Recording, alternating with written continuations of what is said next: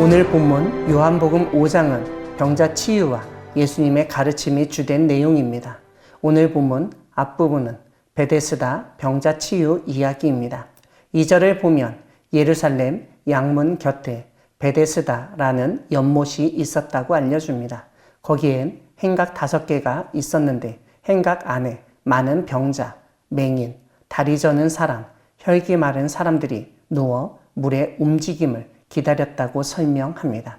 이렇게 물의 움직임을 기다린 이유는 천사가 가끔 못에 내려와 물을 움직이게 하는데 움직인 후에 먼저 들어가는 자는 어떤 병에 걸렸든지 낫게 된다는 소문 때문이었습니다. 이러한 소문에서 이 세상의 경쟁 논리, 승자 독식이라는 원칙이 그대로 통용되고 있는 것을 알 수 있습니다. 그런데 그곳을 지나던 예수님이 38년 동안 병으로 고통받던 사람을 보시고 낫고자 하느냐라고 말씀하십니다.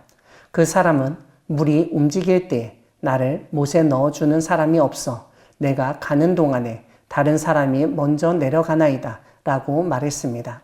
물이 움직이는 것을 자신이 제일 먼저 봤는데 물에 1등으로 들어가지 못한 것은 남들 때문이라고 탓하고 있는 것을 볼 수 있습니다. 어찌 보면 몸뿐만 아니라 마음까지도 병들어 있는 것을 알 수 있습니다.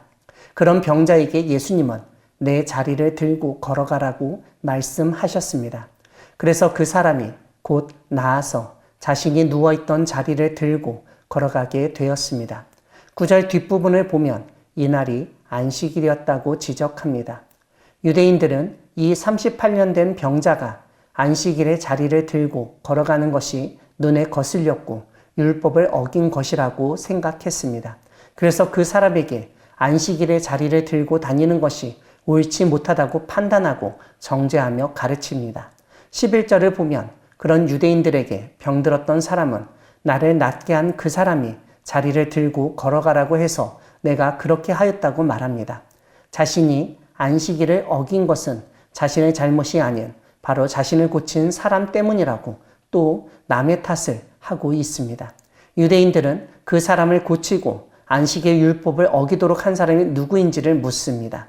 하지만 그 병자는 자신을 고쳐준 사람이 누구인지를 알지 못했습니다. 14절은 시간이 지난 후 예수님이 그 사람을 성전에서 다시 만나셨다고 알려줍니다. 그때 예수님은 그 사람에게 내가 나았으니 더 심한 것이 생기지 않도록 다시는 죄를 범하지 말라고 말씀하셨습니다. 이때 그 사람이 유대인들에게 가서 자기를 고친 사람이 예수라고 알립니다.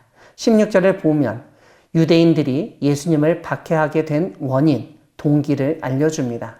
다름 아니라 안식일에 이런 일을 하고 다니기 때문이었습니다. 이런 일이라는 것은 사람으로 하여금 일을 하게 하고 병 고치는 일을 말합니다. 그런데 예수님은 17절에서 내 아버지께서 이제까지 일하시니 나도 일한다고 말씀하셨습니다. 오늘 본문 뒷부분은 예수님의 가르침입니다. 19절을 보면 예수님은 내가 진실로 진실로 너희에게 이르노니 아들이 아버지께서 하시는 일을 보지 않고는 아무것도 스스로 할 수 없나니 아버지께서 행하시는 그것을 아들도 그와 같이 행하시느니라고 말씀하셨습니다. 17절에서 언급하신 아버지께서 일하시니 나도 일한다는 말씀에 부연 설명인 것을 알 수 있습니다. 이 말씀은 예수님을 통해서 하늘 아버지가 하신 일을 배우고 따라 할 수 있다는 점을 일깨웁니다. 이렇게 우리가 예수님의 말씀을 잘 듣고 믿으려 할 때 하나님이 우리에게 주시는 놀라운 선물이 있습니다. 24절을 보면 내가 진실로 진실로 너희에게 이르노니 내 말을 듣고 또 나 보내신 이를 믿는 자는 영생을 얻었고 심판에 이르지 아니하나니 사망에서 생명으로 옮겼느니라고 선포하십니다.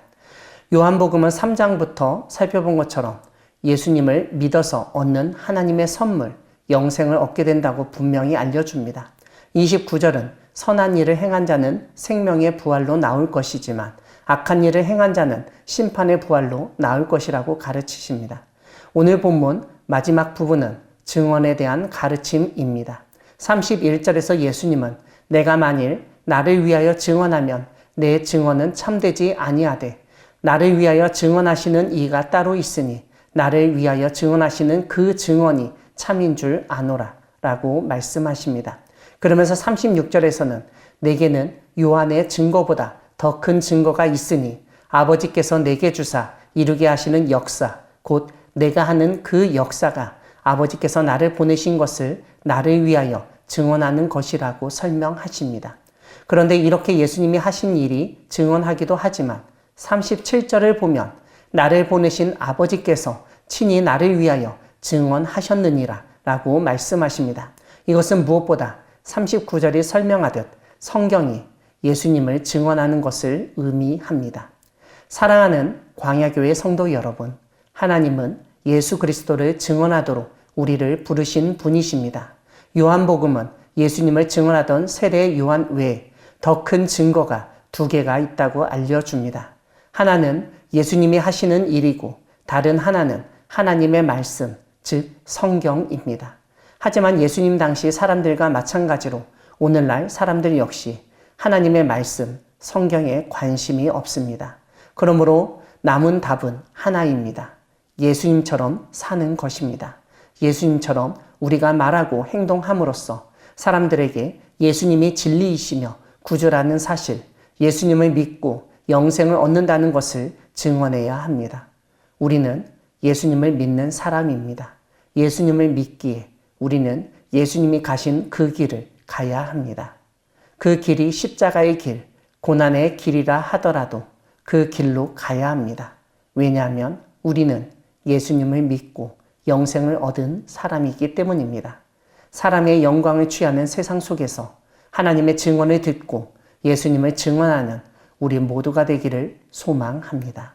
아멘.